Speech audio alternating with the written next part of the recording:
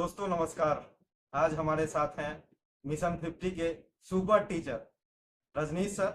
और रजनीश सर, संजोग की बात है कि हम लोग के साथ ही ट्रेनिंग कर रहे हैं सब डिविजनल वेलफेयर ऑफिसर का। हम लोग विपाड में हैं और आज बहुत ही अच्छा मौका है कि सर से मिलने का मौका हमें भी मिला। और आप लोगों के समक्ष हम ये जो टीचिंग करते हैं, और आप लोग इनको जानते होंगे कि ये पूरे बिहार में शिक्षक भर्ती हो, चाहे जनरल कंपटीशन हो, चाहे जीके जीएस के मामले में बहुत ही अग्रणी शिक्षक के रूप में गिने जाते हैं। तो आज इनके माध्यम से हम आप लोगों को तैयारी के कुछ गुर, कुछ टिप्स से अवगत कराएंगे, जिससे आगामी जो भी बिहार में वैकेंसी आने वाली है, आप लोग देखे होंगे कि लाखों वैकेंसी आने वाली है, तो उसमें बहुत ज्यादा आप लोग को हेल्प मिलेगी। तो सर, आपका हमारे चैनल पे वेलकम है, स्वागत है। Thank you so much. आप इतना मेहनत कर रहे हैं, क्योंकि हम लोग तो इंटरव्यू दे देंगे, बच्चों को बता देंगे, लेकिन आप पहुंच के बच्चों के लिए इतना बड़ा काम कर रहे हैं, तो इसके लिए आपको धन्यवाद कि आप बच्चों के लिए इतना बड़ा काम कर रहे हैं कि भाई आप एक्सपर्ट के पास खुद पहुंच करके खुद भी आप एक्सपर्ट हैं, इतने जगह रिजल्ट आपका रहा है, लेकिन उसके बावजूद अपना तो आप देते ही होंगे अपने चैनल पे। साथ साथ और भी लोगों का अनुभव भी बच्चों को आप शेयर कर रहे हैं, इसके लिए आपको शुभकामना, धन्यवाद। सर, ये कहना चाह रहे हैं कि आज ही के न्यूज़पेपर में आया है कि सरकार जो है वो 4-4.5 लाख वैकेंसियां लाने जा रही है और मिशन मोड में लाने जा रही है। मुख्यमंत्री जी का आदेश है और इसमें सभी विभागों से रिक्तियां मांगी गई हैं, जिनमें शिक्षक भर्ती हो, बिहार स्टाफ सिलेक्शन कमीशन हो, पुलिस भर्ती हो, दरोगा भर्ती हो। तो सर, मतलब ये जो पीरियड है 24-25 का, इसको स्टूडेंट के लिए आप कैसे देखते हैं? ये पीरियड मुझे लगता है गोल्डन एरा है स्टूडेंट की। इतनी भारी संख्या में वैकेंसी हो चुकी है और फिर आने वाली है। मुझे लगता है ये जो 2023 से 24 तक का जो पीरियड है ना, ये गोल्ड बिहार के विद्यार्थी, आजादी के बाद हम कहते हैं बिहार के विद्यार्थियों को गोल्डन एरा साबित हो रहा है। यदि आप मेहनती हैं, लगातार मेहनत कर रहे हैं, अब थोड़ी सी भी ईमानदारी आपके अंदर है, ज्यादा ईमानदारी नहीं, थोड़ी सी भी ईमानदारी है, इस बार सिलेक्शन आपका 100% होगा। लेकिन थोड़ी सी ईमानदारी तो रखनी ही पड़ेगी। आप अगर पढ़ाई करते हैं, ये जरूरी नहीं कि 18 घंटे पढ़िए, 12 घंटे पढ़िए या 10, ऐसा कुछ पैमाना नहीं है। यदि आप लगातार रेगुलर 4-5 घंटे की पढ़ाई करते हैं, तो आप इस बार जिस चीज की आप तैयारी कर रहे हैं उसमें आपका रिजल्ट होगा। चाहे आप वनडे की तैयारी कर रहे हैं, चाहे आप बीपीएससी का तैयारी कर रहे हैं, कहीं ना कहीं बिहार में इस बार आपका सिलेक्शन होगा। लेकिन थोड़ी ईमानदारी आपको बरतना पड़ेगा, किसी को दिखाने के लिए मत पढ़िए, अपने लिए पढ़ते रहिए। और मुझे लगता है 5 घंटा पढ़ना कोई बड़ी मुश्किल बात नहीं है। बहुत वैकेंसी है, मैंने भी देखा वो रोस्टर को जो आया है, उसमें शिक्षा विभाग में सबसे ज्यादा वैकेंसी है। अगर वो टीचर की वैकेंसी होगी, उस टीचर में बीएड अनिवार्य है, डीएलएड अनिवार्य है, लेकिन सामान्य जो भी ग्रेजुएशन जो बच्चे किए, नगर आवास विभाग में देख रहा था 4200 वैकेंसी में शानदार पोस्ट आ रहा है, 500 सीट है, 2 पोस्ट है उसमें, 250 सीट, 500 के आसपास वो नगर आवास विभाग में है। इसके अलावा बीईओ, ब्लॉक एजुकेशन ऑफिसर, जो कि बहुत दिन बाद वैकेंसी आई है, उसमें एज रिलैक्सेशन की बात भी चल रही है। जिनका एज निकल गया है, 42, 44, 45 हो गया है, मुझे लगता है 4-5 साल का उसमें रिबेट भी देने वाले हैं। तो अगर वो या तो सेपरेट बीईओ की वैकेंसी निकालेंगे बीपीएससी में, उसका ऑब्जेक्टिव एग्जाम लेंगे, और नहीं तो फिर मेन सिविल सर्विसेज वाले में जोड़ के निकालेंगे। अगर इसमें जोड़ दिए तो 1500 इस बार बीपीएससी वैकेंसी हो जाएगा। तो ह्यूज, आप सही बोल रहे हैं, और भारी मात्रा वैकेंसी है, और सामान्य पढ़ने वाले बच्चे का भी सिलेक्शन होगा। ऐसा नहीं कि बहुत ज्यादा, वो तब होता है जब 10-20 सीट है, 100 सीट है, तो होता है भाई चलो 100-150 में 138 मेरिट चला गया, जैसे एसएससी में हुआ भी है। उसमें सचिवालय वाले में मैंने देखा था 130 के आसपास मेरिट चला गया। तो तब होता है जब सीट 1200, 1000 होता है। इतना ह्यूज मात्रा वैकेंसी है, तो आप लगातार पढ़ते रहिए, और लगातार पढ़ना है, किसी की बातों को इन्फ्लुएंस में नहीं आना है, ज्यादा उसमें नहीं आना, और घबराना नहीं है। इतना दिन पेशेंस रख लिए तो थोड़ा और पेशेंस रख लीजिए, और लगातार मेहनत कीजिए, रेगुलर पढ़ना है। 3 मैं बताता हूँ, मैं फार्मूला, RRR का फार्मूला बताता हूँ हमेशा। रूटीन से पढ़िए, एक रूटीन बनाइए। रूटीन का मतलब होता है ये कि आप गणित पढ़ रहे हैं तो केवल गणित पढ़े जा रहे हैं, होता है कभी महीनों तो गणित बना रहे हैं, जीएस छोड़ दी, ऐसा नहीं। गणित पढ़ रहे हैं तो गणित को भी टाइम दीजिए, 1-2 घंटा रीजनिंग को भी टाइम दीजिए, 2 घंटे जीएस को टाइम दीजिए। जीएस में पार्ट लीजिए कि हिस्ट्री और पॉलिटी हम साथ लेके चलेंगे। करंट अफेयर 1 घंटे रोज निकालिए। मैंने एक तरफा पढ़ाई मत कीजिए, रूटीन बनाइए, दिन में इतना समय हम ये चीज पढ़ेंगे, और सारे विषयों को बैलेंस फोकस कीजिए। तो रूटीन हो गया। दूसरा और हो गया रेगुलर पढ़ना। एक दिन पढ़ लिए, चलो जी आज मूड आ गया, आज 50 पेज पढ़ गए, 18 घंटे पढ़ लिए, और फिर 18 दिन गायब हो गए, तो काम नहीं करना है। आप 5 घंटे ही पढ़िए, पर रेगुलर पढ़िए, और रूटीन बना के पढ़िए। और तीसरा होता है सबसे इंपॉर्टेंट बात किसी भी परीक्षा को पास करने का, रिवीजन। कितना ज्यादा अभ्यास आप करके जाते हैं, कितना ज्यादा पढ़ के जाते हैं, इंपॉर्टेंट नहीं, जो पढ़ते हैं उसको कितनी बार आप पढ़ते हैं। ये इंपॉर्टेंट है। ये फॉर्मूला सिर्फ वनडे में नहीं, ये फॉर्मूला जो है बीपीएससी जो डिस्क्रिप्टिव एग्जाम लेती है उसमें भी लागू होता है, सिर्फ वनडे में लागू नहीं होता, हर जगह अभ्यास जरूरी है। हमेशा बोलते हैं भरतराज वाला कहानी, करत करत अभ्यास की जड़मति हो सुजान, रसरी आवत जात सिर पर परत निशान। ये बात हमेशा हम बच्चों को बताते रहते हैं। तो आप लगातार अभ्यास कीजिए, हो सके तो परीक्षा से पहले आप जिस चीज की भी तैयारी करते हैं, हम बीपीएससी की बात नहीं कर रहे हैं, दरोगा की बात केवल नहीं कर रहे हैं, आप जिसकी भी तैयारी कर रहे हैं जो उसमें प्रश्न पत्र आएंगे उस लेवल का कम से कम 20 से 25 टेस्ट आप परीक्षा से पहले कहीं कोचिंग में जाकर दे लीजिए। हम आपको कोचिंग में सजेस्ट नहीं करने जा रहे कि इस कोचिंग में जाकर दो, टेस्ट होता है। कोई भी कोचिंग वाला जिस परीक्षा की आप तैयारी कर रहे हैं, यदि उसका टेस्ट करवा रहा है पैसा लेके भी, तो आप उसको पैसा दीजिए और कोचिंग सेंटर में जाकर टेस्ट दीजिए। ये ऑनलाइन टेस्ट होता है उससे ज्यादा इफेक्टिव होता है क्लासरूम में बैठ के टेस्ट देना। यदि पॉसिबल हो तो आपको प्लीज क्लासरूम में जाकर के कम से कम 20-25 टेस्ट आप दे लीजिए, उससे आप ज्यादा परफेक्ट हो जाएंगे। अच्छा सर, बहुत चीज आपने बताया सर। अब इतना वैकेंसी आ रहा है हाँ। और लोग कंफ्यूज भी हाँ। कि इसका तैयारी करे, इसका तैयारी करे, मतलब हाँ। इससे सही से वो डिसाइड नहीं कर पा रहे हैं कि कोई एक एग्जाम को पकड़े। अब जैसे बहुत सारे लोग कहते हैं कि सर मेरा शिक्षक का एग्जाम, फिर वो कहते हैं कि सर दरोगा भी आया है, हम उसका भी देख रहे हैं सर, उसका भी दौड़ रहे हैं, फिर कहते हैं सर बीपीएससी भी देना है। तो ये जो वैकेंसी है कहीं इस ऊहा-पोह में न निकल जाए, इसके लिए क्या सर सजेशन? देखिए ये तो होता है कि आप 4-5 जगह फोकस कीजिएगा तो पता चला आप कहीं फोकस नहीं कर पाए, ये प्रॉब्लम है। लेकिन आप देखेंगे कि दरोगा का जो सिलेबस है उसमें केवल जीके जीएस आता है सर। नगर आवास विभाग की वैकेंसी आएगी वहां भी जीके जीएस ज्यादा रहेगा। शिक्षक भर्ती में आप आ जाइए तो 9, 10, 11, 12 6 to 8 को छोड़ दीजिए, तो प्राइमरी में केवल जीके जीएस आता है।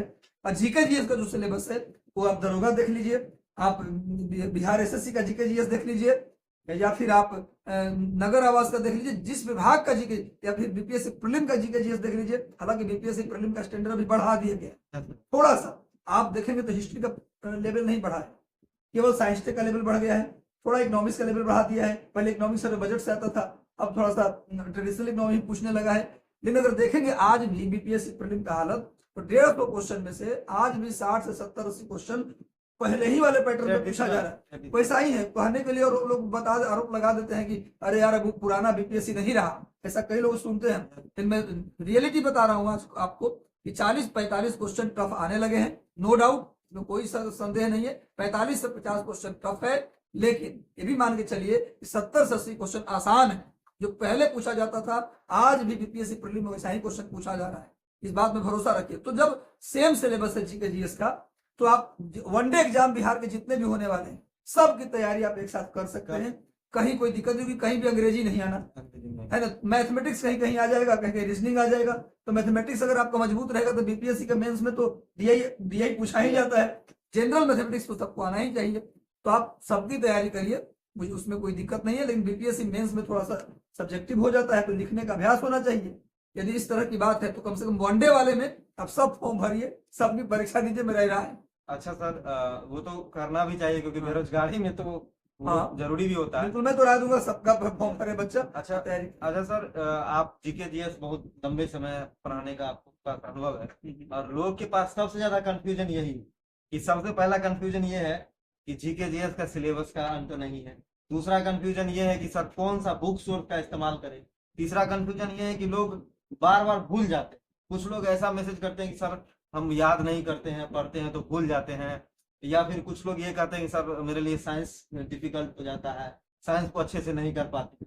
तो आप सर, मतलब हमको लग रहा है कि आप सब ओवरऑल सब्जेक्ट को बहुत दिनों से देख रहे हैं सर, तो ये जीके जीएस के लिए क्या आप टिप्स देना चाहेंगे जनरल एग्जाम वालों? देखिए, जनरल एग्जाम वाले के लिए क्या है कि यदि आपका बेसिक ठीक है, बेसिक ठीक करने के लिए, समझ ठीक करने के लिए मुझे लगता है कि कम से कम 6 to 10 तो नहीं, 11 नहीं तो पढ़ सकता बच्चा, टाइम कम है। मान लीजिए 6 से 12 तक एनसीईआरटी पढ़ो, लोग से राय देते, जो कि टाइम कम है, नहीं भी हो पाएगा, हो सकता है। अगर पढ़ पाए तो अच्छी बात है कि एनसीईआरटी पढ़ना कहीं से खराबी नहीं है।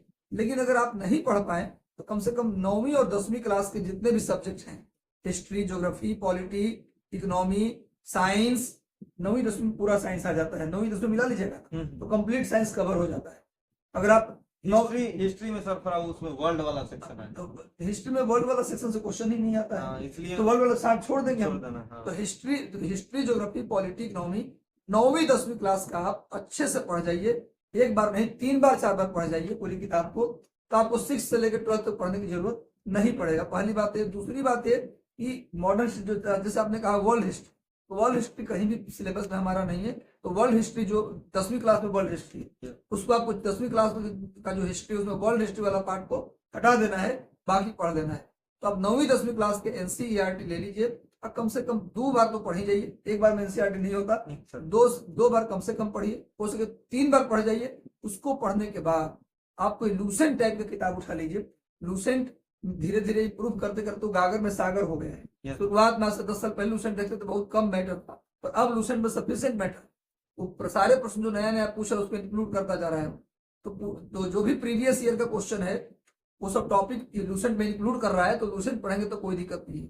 तो उसके जब आप एनसीईआरटी 9, 10 का पढ़ लें तो लूसेंट जो सब्जेक्टिव वाला है उसको भी थॉरोली कम से कम 1 से 2 बार पढ़ जाए। और फिर ऑब्जेक्टिव प्रश्न के लिए जो बिहार में अभी तक में 1990 से लेकर आज तक जितने भी प्रश्न पूछे गए हैं बीपीएससी में, पहले बिहार शिक्षक भर्ती का अलग से पेपर होता था, बिहार में अलग अलग डिपार्टमेंट के पेपर 1990 के बाद देखेंगे तो अलग अलग होता था। तो कई सारे प्रीवियस पेपर बिहार में पूछे गए हैं।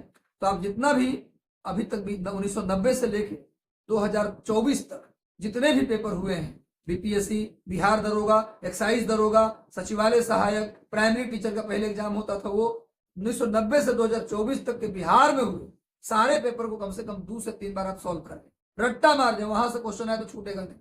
अगर ऐसा वाला कर देते तो निश्चित रूप से आपको लाभ मिलेगा। अच्छा सर, रट्टा मारना और याद करना, हम भी बोलते हैं, सजेस्ट करते हैं कि बिना याद किए हुए तो सिलेक्शन होगा नहीं। तो एनसीईआरटी तो मैंने बोला ही, समझ के लिए एनसीईआरटी पढ़ लीजिए, फिर लूसेंट एक बार पढ़ लीजिए। बहुत लोग ये समझते हैं कि मतलब जीके जीएस को थोड़ा नॉन सीरियस लेते, मतलब उनको लगता है कि याद हम नहीं करेंगे। लेकिन मैं बता दूं, बिहार की परीक्षा को पास करना है तो जीके जीएस को अगर नॉन सीरियस लेंगे तो जिंदगी में कभी सिलेक्शन नहीं होगा। हमको बोलने में कोई दिक्कत नहीं भाई, यहाँ ना तो मैथमेटिक्स का कोई वैल्यू है। सचिवालय सहायक की परीक्षा को छोड़ दीजिए, तो किसी भी परीक्षा में बिहार के अन्य डिपार्टमेंट में होगा, तो सचिवालय सहायक की वैकेंसी को छोड़ दीजिए तो कहीं भी मैथ रीजनिंग का कोई वैल्यू नहीं है।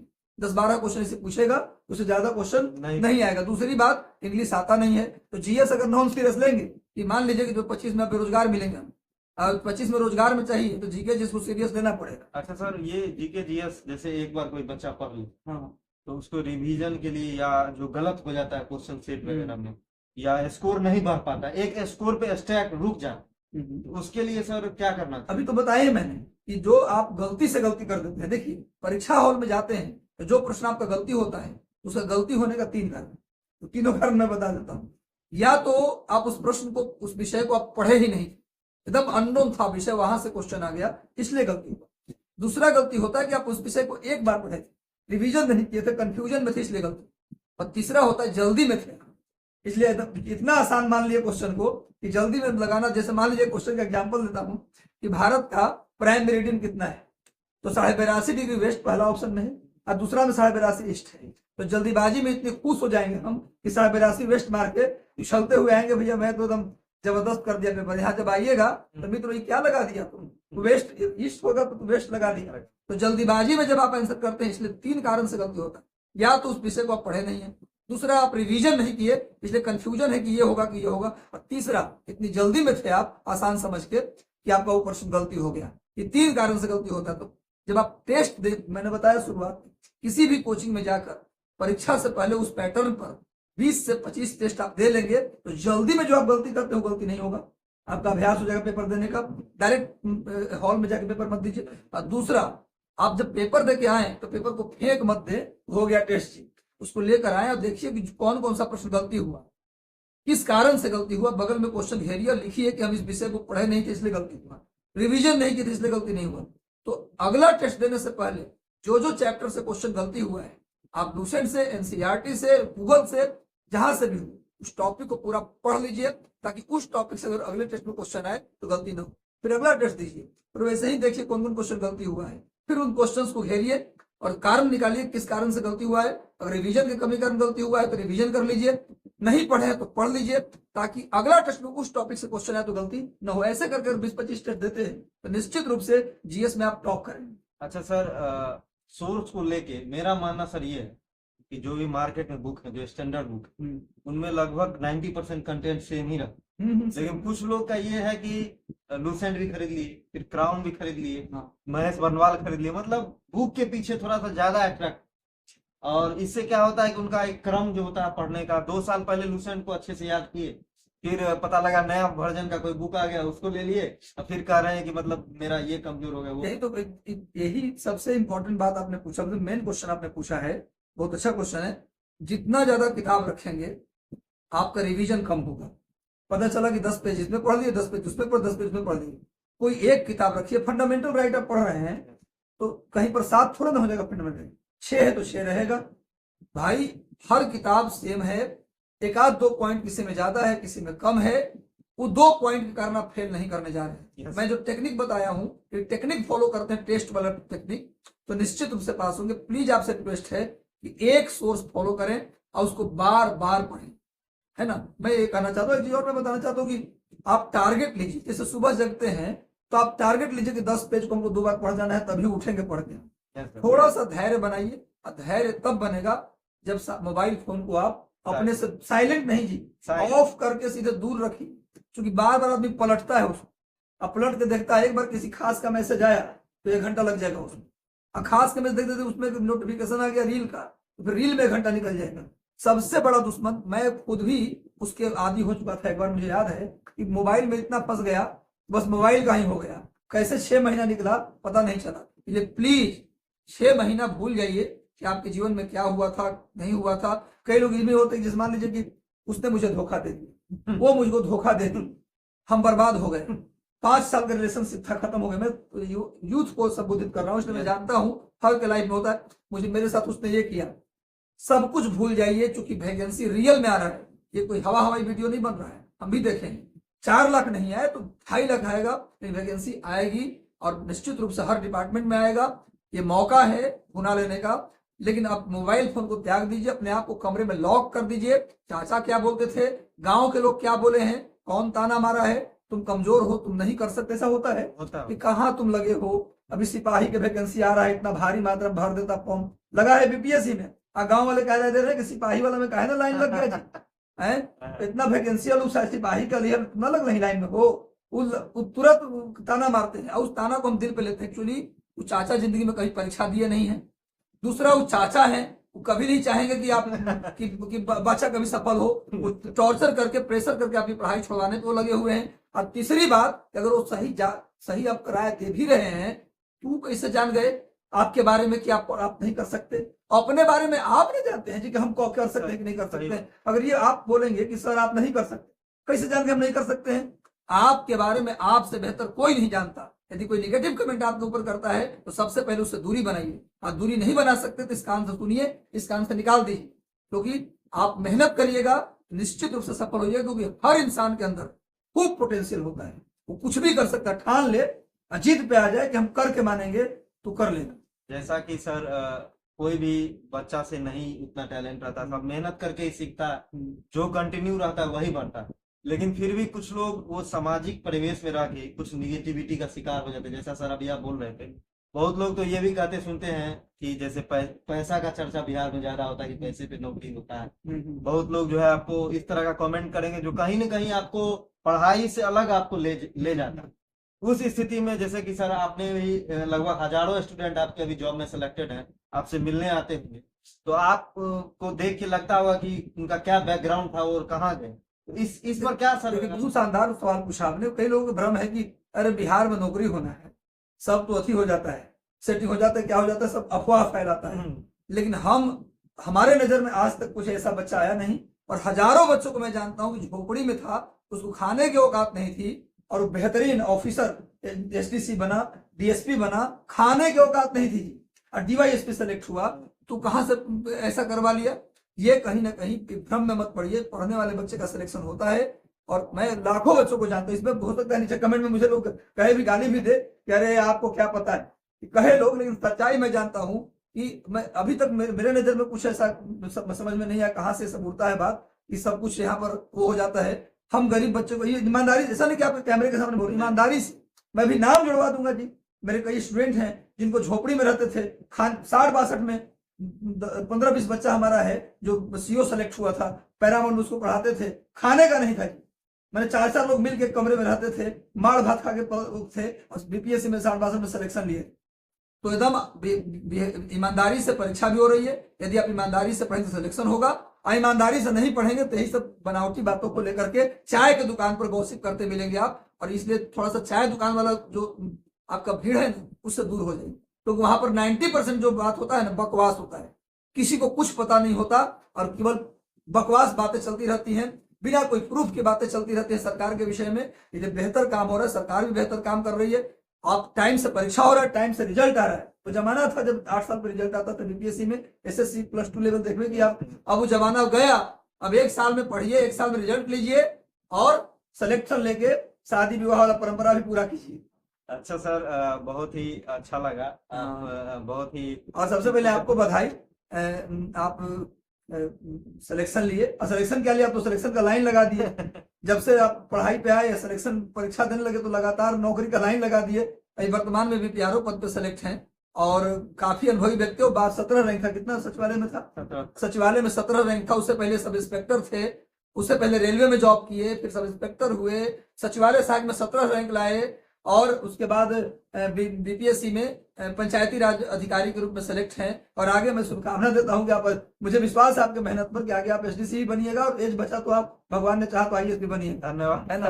और तो आप राय देते रहेंगे बच्चों को। तो एक एजेंडा बता देते हैं, हमारा था सपना कि मेरा जिस दिन नौकरी हो जाए, हालांकि मैं पढ़ाता रहा, पढ़ाई पर ध्यान नहीं देता, थोड़ा लेट सिलेक्शन हुआ मेरा, लेकिन हमारा ये सपना था कि जिस दिन मेरा सिलेक्शन हो जाए, मैं बच्चों को प्रॉमिस करता हूँ कि आज मैं जो कुछ भी हूँ, जहां भी हूँ, अपने स्टूडेंट की वजह से, जितना मेरा नाम है ना, सब विद्यार्थी की वजह से। विद्यार्थी ने मुझे बहुत प्यार दिया है और मैं प्रॉमिस करता हूँ कि फ्री ऑफ कॉस्ट, जब तक इस सांस रहेगा हमारे अंदर, तब तक मैं आपका आशा बनकर फ्री ऑफ कॉस्ट आपको गाइड करता रहूंगा। फ्री ऑफ कॉस्ट आजीवन बच्चों को पढ़ाऊंगा और पढ़ाता रहूंगा। नौकरी के बाद जितना भी फुर्सत मिलेगा, जितना भी सरकारी आदेश मेरे ऊपर होता, सरकार से मुझे परमिशन मिलेगा, उतना मैं 5 बजे सर्विस के बाद 10 बजे रात में अपना घर जाएंगे, लेकिन 5 घंटा हम अपने बच्चों के लिए देंगे। बस आप पढ़िए, कोई आपका साथ देने दे, आपका बड़ा भाई, आपका टीचर, गार्जियन, जो समझिए, जब हमेशा खड़ा रहेंगे, ये मैं आपको प्रॉमिस करता हूँ।